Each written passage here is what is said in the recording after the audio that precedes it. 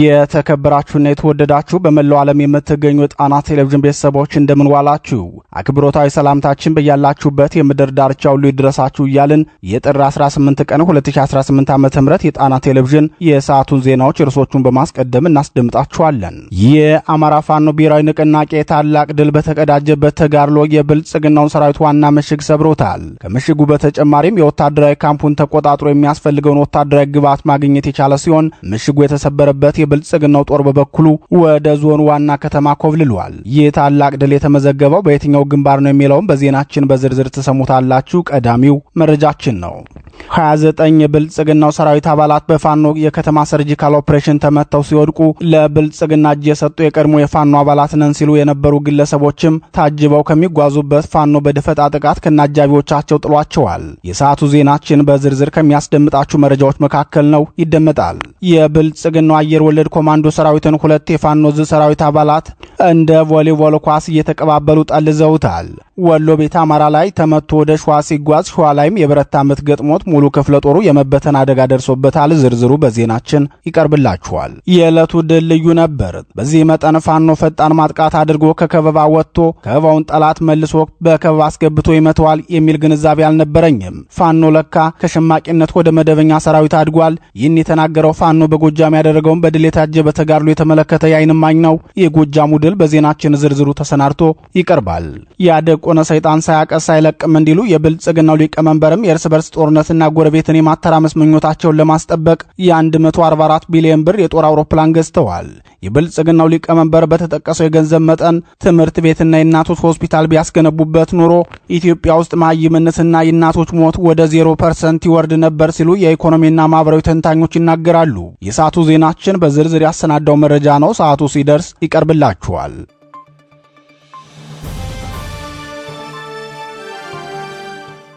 የብልጽግና ዋና ምሽግ ተሰበረ። የአማራ ፋኖ ብሔራዊ ንቅናቄ አጼ ምኒልክ ህዝብ ባደረገው ብርቱ ተጋድሎ በምዕራብ ወሎ ግንባር የብልጽግናው ሰራዊት ይተማመንበት የነበረው ከባድ ምሽግ መሰበሩን የዙ የህዝብ ግንኙነት መምሪያ አስታውቋል። ዛሬ ሌሊቱን በመካነ ሰላም ከተማ በተሰራ የፋኖ ኦፕሬሽን የተገኘውን ድል አስመልክቶ የዙ ህዝብ ግንኙነት መምሪያ ሲገልጽ የጠላት ኃይል ላይ ከባድ ኪሳራ ማድረስ ተችሏል። ከአማራ ፋኖ ብሔራዊ ንቅናቄ ምስራቅ አማራ ቀጠና ምኒልክ ህዝብ ንጉስ ሚካኤል አሊኮር ሁለት ክፍለ ጦሮች ማለትም ከኢንጂነር ደሳለኛ ሰፋ ክፍለ ጦርና ከመብረቅ ክፍለ ጦር የተውጣጡ አሃዶች መካነ ሰላም ከተማ ውስጥ የመሸገው ጠላት ይተማመንበት የነበረውን ከባድ ምሽግ ሌሊቱን ሰብረውታል። የጨለማ ውጊያ በመሆኑ የተነሳ በጠላት በኩል የደረሰውን ሰብአዊና ቁሳዊ ጉዳት ለማረጋገጥ ባንችልም የጠላት አከርካሪ እንደተሰበረ ለመረዳት ችለናል ብለዋል። የአጼ ምኒልክ ዕዝ የህዝብ ግንኙነት መምሪያ አክሎም የምዕራብ ወሎ መካነ ሰላም ከተማን ከፋኖ ነጻ አድርጌ ለካድሬዎቼ ዋስትና ሰጣለሁ በሚል እሳቤ ጠላት በርካታ ኃይል ከከተማዋ ውስጥ ቢያሰፍርም ፋኖ የሚያደርስ በተደጋጋሚ ምት ግን እንቅልፍ ነስቶታል። በመካነ ሰላም ከተማ አስተዳደር ሶየ ክፍለ ከተማ ውስጥ በተለምዶ ኔትወርኩ ተብሎ የሚጠራው ስፍራ ላይ መሽጎ የነበረው ጠላት ሌሊቱን ተኩስ ተከፍቶበት ወታደራዊ ቁሳቁሱን ጨምሮ ጥሎ እንዲሸሽ ሲሆን ከፍተኛ ቁጥር ያለው አባላቱም ተመተውበታል ሲል ገልጾታል። በፋኖ ብርቱ ምት በማስተናገድና የብልጽግናውን ሰራዊትም ከፍተኛ የስነ ልቦና ውድቀት እንዲደርስበት ምክንያት የሆነው የሰሜን ምስራቅ ዕዝ መሆኑ ይታወቃል። የዚህ ዕዝ 801ኛ ኮር አካል የሆነው 43ኛ ክፍለ ጦር በኮሎኔል ዮሐንስ እየተመራ በርካታ ኃይሉን ወደ መካነ ሰላም ከተማ አስገብቶ እንደነበር ይታወቃል። ሆኖም ይላል የአጼ ምኒልክ ዕዝ የህዝብ ግንኙነት መምሪያ ይህንን የጠላት ሰራዊት የንጉስ ሚካኤል አሊ ልጆች በሚገባ ሲመቱት አድረዋል። በሌሊት ኦፕሬሽን ሰራዊታችን መካነ ሰላም ከተማ በመግባት ስንቃችን ከወገናችን ትጥቃችን ከጠላት በሚለው መርሃችን መሰረትም ለትግሉ አስፈላጊውን ወታደራዊ ቁሳቁሶችንና ሌሎች ግብዓቶችን ከጠላት ካምፕ ማውጣት ተችሏል ብሏል። በአራት አቅጣጫ በተደረገው የሌሊት ኦፕሬሽን ጠላት ይዞታውን ላለመልቀቅ የመጨረሻ አቅሙን ተጠቅሞ ነበር ሲል የሚገልጸው የዙ ህዝብ ግንኙነት መምሪያ ሆኖም ሰራዊታችን በአየር ማረፊያና በሶየ በኩል ያለውን ምሽግ በመስበሩ የተነሳ አብዛኛው የጠላት ኃይል ወደ ደሴ መስመር መጓዙ ታውቋል። በኮሎኔል ዮሐንስ የሚመራው ኃይል አቅም ስላነሰው በሚል በዛሬው ዕለት በርከት ያለ ተሽከርካሪ ወደ መካነ ሰላም እያስገባ ይገኛል ሲል የአጼ ምኒልክ ዕዝ ንጉስ ሚካኤል አሊኮር ህዝብ ግንኙነት ኃላፊ አርበኛ ቃላ ወርቅየን ዋቢ አድርጎ የአጼ ምኒልክ ዕዝ ህዝብ ግንኙነት መምሪያ መረጃውን አድርሶናል። በጄኔራል አሰፋ ቸኮል የሚመራው የብልጽግናው ሰሜን ምስራቅ ዕዝ ከወራት በፊት አጼ ምኒልክ ዕዝ ባሳለፈው የዘመቻ ደማሊ አባናዳው ተጋድሎ ከ650 በላይ አባላቱ በፋኖ እጅ መግባታቸው ይታወሳል። የዙ 12ኛ ክፍለ ጦርም ዋና አዛዡ ኮሎኔል ዘላለም በፋኖ እጅ ገብተው የነበረ ሲሆን በመጨረሻም ብልጽግና ኮሎኔሉን ከሚታከሙበት ሆስፒታል በድሮን ገድሏቸዋል። ምክትላቸውም ቢሆኑ በፋኖ ተመተው ጦር ኃይሎች ሆስፒታል መግባታቸው አይዘነጋም።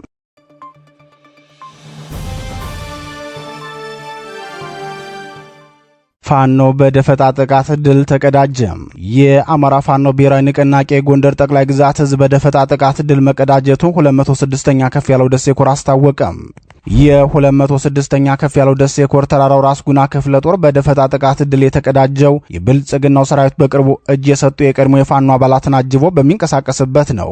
በደቡባዊ ጎንደር ዞን ጉና በጌምድር ወረዳ ልዩ ስሙ ዘበራ በተባለ ቦታ ላይ ፋኖ በጣላ የተጠና የደፈጣ ጥቃት 5 እጅ የሰጡ ወዶ ገብ የቀድሞ ፋኖዎችና ከ10 በላይ የብልጽግናው ሰራዊት አባላት በፋኖ ተመተዋል። ድል የተገኘበትን የደፈጣ ጥቃት በተራራው ራስ ጉና ክፍለ ጦር ወታደራዊ አዛዥ ተመስገን አብርሃም መሪነት የተፈጸመ መሆኑን የገለጸው በአፋብን ጎንደር ጠቅላይ ግዛት ህዝብ 206ኛ ከፍ ያለው ደሴ ኮር ቃል አቀባይ እጅ የሰጡ የብልጽግና ወዶ ገቦችን ይዞ ከጋይንት ነፋስ መውጫ ወደ ደብረ ታቦር በእንቅስቃሴ ላይ የነበረን ኃይል ነው የተመታው ብለዋል። በሌላ ዜና የፋኖ ሰርጂካል ኦፕሬሽን ምድብተኞች በምስራቅ ጎጃም ዞን ዋና ከተማ ደብረ ማርቆስ በመግባት በወሰዱት እርምጃ እንደ አንድ የብልጽግናውን ወታደራዊ አዛዥን ጨምሮ 14 የስርዓቱን ሰራዊት አባላት እርምጃ መውሰዳቸው ታውቋል። እርምጃ ከተወሰደባቸው የብልጽግናው 6ኛ እዝ ሰራዊት አባላት በተጨማሪም 15 ወታደሮች ከቀላል እስከ ከባድ ጉዳት ደርሶባቸው ደብረ ማርቆስ ዩኒቨርሲቲና ደብረ ማርቆስ ሪፈራል ሆስፒታል መግባታቸውን ምንጮቻችን አረጋግጠዋል። በደብረ ማርቆሱ ሰርጂካል ኦፕሬሽን በድምሩ 29 የብልጽግና ሰራዊት አባላት ከጥቅም ውጭ ሆነዋል። የፋኖ አባላቱ ጥቃቱን የፈጸሙት በአንድ ተሽከርካሪ ተሳፍረው ሲጓዙ በነበሩ የጸረ አማራው ብልጽግና ፓርቲ መከላከያ ሰራዊት አመራርና አባላት ላይ መሆኑን የዘገበው መረብ ሚዲያ ነው። ይህ በእንዲህ እንዳለ የአማራን ህዝብ በብልጽግናው ስርዓት የዘር ማጥፋት ጦርነት እንዲፈጽምበት መንገድ መሪ የሆነው ብአዴን በዛሬው ዕለት ከፍተኛ ቁጥር ያለው ሚሊሻ ኃይል ጠርንፎ ከባህር ዳር ወደ ዳንግላ ማስገባቱን ምንጮቻችን ተናግረዋል። የብአዴን ሚሊሻን መዳረሻና የተልእኮውን ዝርዝር መረጃ ይዘን እንመለሳለን።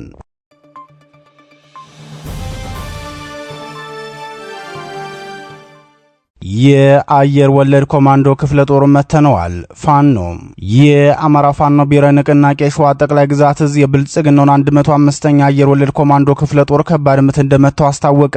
ከቀናት በፊት ወሎ ቤት አማራ ላይ በነበረው ውጊያ የአጼ ምኒልክ እዝ አባላት ብርቱ ምት መተው ከፍተኛ የሰራዊት መዳከም የገጠመው የብልጽግናው 105ኛ አየር ወለድ ኮማንዶ ክፍለ ጦር ሸዋ ላይ ደግሞ በተመሳሳይ በአጼ አምደ ጽዮን ኮር አጼ ዳዊት ክፍለ ጦር ብርቱ ምት ደርሶበት መበተኑን የኮር ሚዲያና ኮሙኒኬሽን ክፍል አስታውቋል።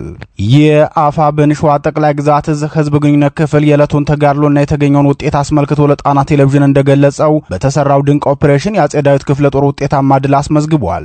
በሸዋ መራቤቴ አውራጃ ጠላት መነሻውን ከሬማ ከተማ በማድረግ በግብር ስም ህዝባችንን ለመዝረፍ በከተማዋ በቅርብ ርቀት ላይ በምትገኘው የመጂት ቀበሌ ነዋሪዎች ላይ ከፍተኛ ድብደባ በመፈጸም ያልተመጣጠነ የግብር ተመን በመጣል በአስገዳጅ ገንዘብ እየሰበሰበ ባለበት ወቅት ነው የአጼ አምደ ጽዮን ኮር አጼ ዳዊት ክፍለ ጦር አካል የሆኑት በአስማረ ዳኜ አንደኛ ሻለቃ በተፈጸመው ድንገተኛ መብረቃዊ ጥቃት የብልጽግናው አየር ወለድ ኮማንዶ የተመታው ብለዋል። ትናንት እኩለ ቀን ላይ በተደረገው ተጋድሎ ከፍተኛ ቁጥር ያለው የብልጽግናው አየር ወለድ አባላት ሙትና ቁስለኛ ሲሆኑ አንድ የሻምበል አመራሩም እርምጃ ከተወሰደባቸው መካከል ይገኝበታል። ቀሪዎቹ የፋኖን ጥቃት ለማምለጥ የእጅ ስልካቸውን ሳይቀር ጥለው ሸሽተዋል ሲል የገለጸው የዙ ህዝብ ግንኙነት ክፍል ከ10 በላይ ወታደራዊ ቦርሳዎችንና ከህዝብ በመሰብሰብ ላይ የነበረ በርካታ ገንዘብ የጤና መድን ደረሰኝና ሌሎች ዶክመንቶችን በድንገት ጥለው ወደ መጡበት ሬማ ከተማ እግሪ አውጪ ብለው ሸሽተዋል ሲል አስታውቋል። ይህ በእንዲህ እንዳለ በሸዋ ጠቅላይ ግዛት ይፋትና ጥሙጋ አውራጃ የፍራታና ግድም ወረዳ ያለላና የይምልዋ ቀበሌ ነዋሪዎች በብልጽግናው ካድሬዎች ትእዛዝ ሰጪነት ታፍነው መታሰራቸው ታውቋል። እስርና አፈና ከተፈጸመባቸው ከአካባቢው ነዋሪዎች መካከል የአማራ ፋኖ ብሔራዊ ንቅናቄ ሸዋ ጠቅላይ ግዛት እዝ አጼ አምደ ጽዮን ኮር የ7 ለ7 ክፍለ ጦር አባላትና በቀጠናው የሚገኙ የሸዋ ጠቅላይ ግዛት እዝ የአርበኞች ጦር ሰራዊት አባላት ቤተሰቦች የሚገኙበት ሲሆን የፋኖ ቤተሰብ በመሆናቸው ብቻ መርጠው በግፍ አስረዋቸዋል ሲል የኮር ሚዲያና ኮሙኒኬሽን ክፍል አስታውቋል። የብአዴን ካድሬዎችና የብልጽግናው ሰራዊት በግፍ ካሰሯቸው የፋኖ ቤተሰቦች መካከል የአርበኛ መለስ ሹመት ወላጅ አባት አቶ ሹመት ማናስቦ፣ የአርበኛ ሳልፍ አጁባን ወላጅ እናት ወይዘሮ አጁባን አየለ፣ የአርበኛ ይግረም ሞገስ ወላጅ አባት አቶ ሞገስ በቀለ፣ የአርበኛ መመኪያ መሸሻ ወላጅ እናት ወይዘሮ አሰበች መንገሻ፣ የአርበኛ ተስፋዬ ከፋላይ ባለቤት ወይዘሮ አስናቁ ከሰም፣ የአርበኛ ነጋሽ ማሞ ባለቤት ወይዘሮ ብርቅ ያለማየው፣ የአርበኛ ሀብት የዘነበ ባለቤት ባለቤት ወይዘሮ ብዙ በቀለ፣ የአርበኛ ቻሌ አስፋው እህት ወይዘሮ ብዙነሽ አስፋው፣ የአርበኛ ሞገስ ፈንታ አባት አቶ ፈንታ ጌታቸው፣ የአርበኛ ግዛቸው ወንድም አባታቸው አዛውንቱ አቶ ወንድም አያሌው፣ የአባት አርበኛ አረጋይ ማስረሻ ባለቤት ወይዘሮ ወርቅነሽ በቀለ፣ የአባት አርበኛ በየነፈሩ ባለቤት ወይዘሮ ስንቅነሽ ዳኘና የአርበኛ ጋይስ ወዳጆ ባለቤት ወይዘሮ አረጋሽ ንጋቱ እንዲሁም የአርበኛ መለሰ ገረመው ቤተሰብን ጨምሮ በርካታ የፋኖ ታጋይ ቤተሰቦች በአጣዬ ከተማ ፖሊስ ጣቢያ በግፍ ታስረው እንደሚገኙ የአፄ አምደ ጽዮን ኮር ሚዲያና ኮሚኒኬሽን ክፍል አስታውቋል።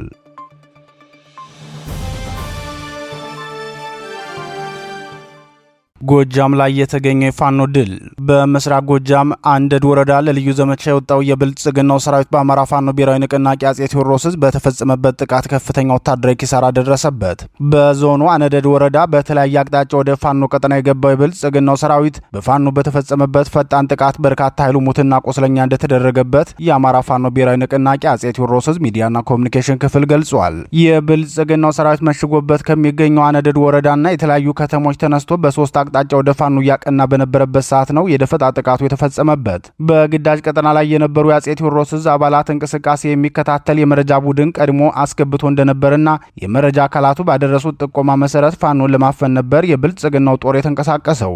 ሆኖም የብልጽግናውን ሰራዊት እንቅስቃሴ በውስጥ የመረጃ ክፍሉ ያሰባሰበውና የተጣራ መረጃ የያዘው የአማራ ፋኖ መግደያ ቦታ ጠብቆ በመያዝ የብልጽግናውን ሰራዊት ከባድ ኪሳራ ያደረሰበት ምት መጥቶታል።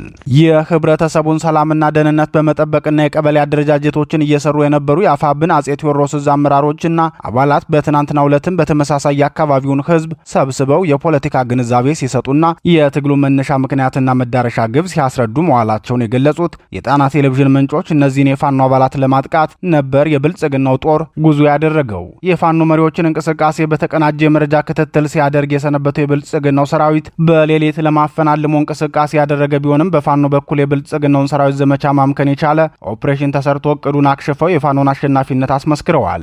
የብልጽግናው ሰራዊት በአነደድ ወረዳ ጃማ ቀጠና እና ታላቅ አምባ ቀበሌ በተባሉ ቦታዎች በርካታ ሰራዊቱን አስገብቶ እንደነበር የገለጹት ምንጮቻችን፣ ሆኖም ፋኖ በውስን የሰው ኃይል ነው ድል የተቀዳጀው። ጃማ ድረስ ዘልቆ ገብቶ በፋኖ ላይ አፈና ለመፈጸም የሞከረ የብልጽግናው ሰራዊት ባደረገው ሙከራ ፋኖ የተጠና ያጸፋ መልስ በመስጠቱ መቋቋም ተስኖት ወደ ኋላ ፈግፍጎ እንደነበር የገለጹት የጣና ቴሌቪዥን ምንጮች በሌላ አቅጣጫ ኃይሉን አስጠግቶ በፋኖ ላይ ከበባ መፈጸሙን ጨምረው ተናግረዋል። በታላቅ አምባ ቀበሌ በሶስት አቅጣጫ ገብቶ በፋኖ ላይ ከበባ ለመፈጸም የተንቀሳቀሰው የብልጽግናው ሰራዊት በሞርተርና በዲሽቃ የታገዘ ውጊያ ቢከፍትም ፋኖ ከበባውን ለመስበር በጨበጣ ውጊያ ከባድ ትንቅንቅ አድርጎ በርካታ የብልጽግናውን ሰራዊት እርምጃ ወስዶ ነጻ የግንባር ቀጠና በመፍጠርና ለከበባ የመጣውን ኃይል መልሶ በመክበብ ብርቱ ምት አሳርፎበታል ሲሉ ተናግረዋል። ከጧት ጀምሮ እስከ እኩለ ቀን ድረስ በዘለቀው በዚህ ተጋድሎ ቁጥሩ በውል ያልታወቀ የብልጽግናው ሰራዊት እርምጃ እንደተወሰደበት የገለጹት ምንጮች ቀሪው ቆስለኛ ሆኖ ወደ አንደድ ወረዳ ጤና ተቋም እንደገባ ጨምረው ገልጸዋል። የብልጽግናው ሰራዊት አቅዶት በገባው ልዩ ዘመቻ ከፍተኛ ኪሳራ ማስተናገዱን ተከትሎ በንጹሃን ላይ ያነጣጠረ የከባድ መሳሪያ ድብደባ እንደተፈጸመ የተናገሩት የአካባቢው ነዋሪዎች በንጹሃን ሀብት ንብረት እንዲሁም በሰው ሕይወት ላይ ያደረሰውን ጉዳት በማጣራት ላይ መሆኑን የጣና ቴሌቪዥን ምንጮች ተናግረዋል።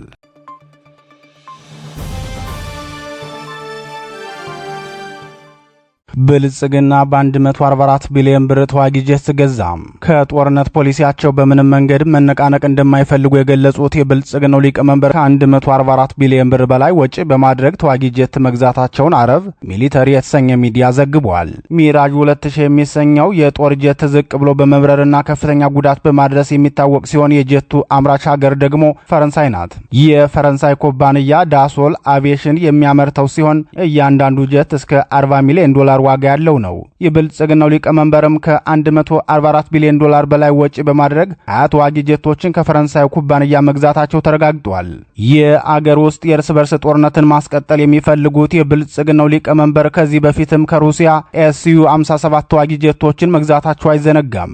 ከአዘርባይጃን ፕሬዝዳንት ኢሃን አሊየቭ ጋር በፈጠሩት ልዩ ወዳጅነት የተነሳም ባለፉት 5 ዓመታት ብቻ የኤርትራው መንግስት ከወሰደባቸው 3 መርከብ የጦር መሳሪያዎች ውጭ በ15 ቢሊዮን ሚሊዮን ዶላር የጦር መሳሪያ ግዢ ፈጽመዋል። የዛሬው ሚራጅ 2000 ጀት ግዢ የተፈጸመው ባሳለፍነው መስከረም ወር ላይ ኢትዮጵያ የመጡት የፈረንሳዩ ጦር አዛዥ ጄኔራል ፋቢያን ማንዶ ጉብኝት ተከትሎ የተፈጸመ እንደሆነ ይታመናል። በወቅቱ የፈረንሳዩ ኢታማዦር ሹም በአዲስ አበባ ቆይታቸው ከኢትዮጵያ በተጨማሪም በፈረንሳይ ቀኝ ከተገዙ የተለያዩ የአፍሪካ ሀገራት የተወከሉ የጦር አዛዦችም የተገኙበት ሲሆን የውይይቱ ፍሬ ነገርም የፈረንሳይ የጦር መሳሪያ አምራች ድርጅቶች ለሀገራቱ የጦር መሳሪያ በሚሸጡበት ጉዳይ ነበር የመከሩት። የሚራጅ 2000 ተዋጊ ጄት አምራች ኩባንያ ኃላፊዎች በወቅቱ በውይይቱ ተሳታፊ እንደነበሩ አይዘነጋም። ለተባበሩት አረብ ኤሚሬቶች የምግብ እህል ማምረቻ ሰፊ መሬትና በቀይ ባህር ቀጠና የወደብ ተስፋፊነት ፖሊሲ እንዳላት ይታወቃል። ሁለቱን ፍላጎቶቿን ለማሳካት ደግሞ ከኢትዮጵያ ሰፊ ለም መሬት እና ለጦርነት ጉዟ በቀላሉ የሚሞት ወታደር በብልጽግናው ሊቀመንበር በኩል እንዲቀርብላት ትፈልጋለች። የብልጽግናው ሊቀመንበር ደግሞ ለዚህ የተባበሩት አረብ ኤሚሬቶች ፍላጎት መሳካት ተባባሪ ብቻ ሳይሆኑ የፍላጎቷ አስተግባሪ ወኪል በመሆናቸው የተባበሩት አረብ ኤሚሬቶች የተለያዩ ድጋፎችን ታደርግላቸዋለች። የሚራጅ 2000 ጀቶች ግዢ 800 ሚሊዮን ዶላር ወይም 144 ቢሊዮን ብር፣ አብዛኛው ገንዘብ የተሸፈነው በመካከለኛው ምስራቋ ከበርቲዋ ኤሚሬቶች ነው። ለእርስ በርስ ጦርነት ከ2330 እስከ 3335 ኪሎ ሜትር በሰዓት የሚወነጨፍ ሚራጅ 2000 ተዋጊ ጀት የገዙት የብልጽግናው ሊቀመንበር ሆኖም የተዋጊ ጀቶቹ መገዛት ዓላማ ለሀገር መጠበቂያ ነው ተብሎ እንዲወደስላቸው ይፈልጋሉ። ለዚህም በቅርቡ 90ኛ ዓመቱን ባከበረው የኢትዮጵያ አየር ኃይል ክብረ በዓል ላይ ተገኝተው ባደረጉት ንግግር ቆሞ ቀር ጎረቤቶቻችን ከኛ ጋር የሚስተካከሉ አይደሉም፣ እኛ አራተኛው ትውልድ የጦር አውሮፕላን ባለቤት ሆነናል ሲሉ መናገራቸው ይታወሳል። በወቅቱም የብልጽግናው ሊቀመንበር ባደረጉት ንግግር በ2030 አየር ኃይላችን የአምስተኛውን ትውልድ ተዋጊ የጦር አውሮፕላኖችን ይታጠቃል በማለት መናገራቸው አይዘነጋም። ዛሬ ተገዝተው ወደ ኢትዮጵያ እንደሚገቡ የተገለጸው ሚራጅ 2000 የጦር አውሮፕላኖች የአራተኛው ትውልድ ውጤት መሆናቸው ይታወቃል። የጦር መሳሪያ ግዢያቸው በዚህ ብቻ እንዲቆም ያልፈለጉት የብልጽግናው ሊቀመንበር በቅርቡ የአዘርባይጃን ፕሬዝዳንት ልጅ የሆኑትን የ41 ዓመቷን ጎለምሳ ላይላ አሊየቭን በጽህፈት ቤታቸው ማነጋገራቸው ይታወቃል። በወቅቱም የሁለቱ ግለሰቦች ውይይት ያተኮረው በጦር መሳሪያ ግዢ ላይ እንደነበር ተዘግቧል። የአዘርባይጃን ፕሬዝዳንት ኢልሃም አሊየቭ ባለፉት 5 ዓመታት ብቻ የ15 ቢሊዮን ዶላር የጦር መሳሪያ ለብልጽግናው ሊቀመንበር ሸጠውላቸዋል። በዚህ የተነሳም ሁለቱ መሪዎች በጦር መሳሪያ ንግድ የተሳሰሩ ኮንትሮባንዲስቶች ሆነዋል። ለዚህ ውለታቸውም የብልጽግናው ሊቀመንበር ወደ አዘርባይጃን ተጉዘው ቅንጡን የኢልሃም አሊየቭን ቤተ መንግስት እንዲጎበኙ ግብዣ ቀርቦላቸዋል። ግብዣውንም የብልጽግናው ሊቀመንበር ታላቅ ደስታ የተቀበሉት መሆኑን የአዘርባይጃን ሚዲያዎች መዘገባቸው አይዘነጋም። ከአዘርባይጃን እስከ ፈረንሳይ የተዘረጋው የብልጽግናው ሊቀመንበር የጦር መሳሪያ ግዢ ዓላማው የአንድ ግለሰብ ስልጣን ከተቀናቃኝ ኃይሎች ነጻ አድርጎ ማስቀጠልና የአንድ ብሔር የበላይነትን ማስከበር መሆኑን የራሱ የስርዓቱ ሰራዊት አባላትና ነባር ካድሬዎች የሚናገሩት የአደባባይ ሚስጥር ነው። 100 ዓመት ብትዋጓ አታሸንፉንም፣ 10 ቢሊዮን ዶላር የካፒታል በጀታችንን አጥፈን እንዋጋለን፣ 120 ሚሊዮን የኢትዮጵያ ሕዝብ 30 ሚሊዮን ወጣትና ድሃ ነው፣ እሱንም ማሰልጠንና ማዋጋት እንችላለን ሲሉ መናገራቸው አይዘነጋም።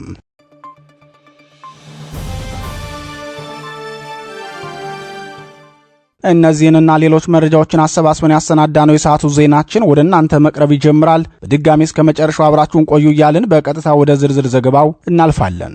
ክቡራትና ክቡራን የጣና ቴሌቪዥን አድማጭ ተመልካቾቻችን የቀን ዜናችን የተከታተላችሁትን ይመስል ነበር። በምሽቱ ዜናችን እስከምንገናኝ በዚህ ተሰናበትን። ጤና ይስጥልን።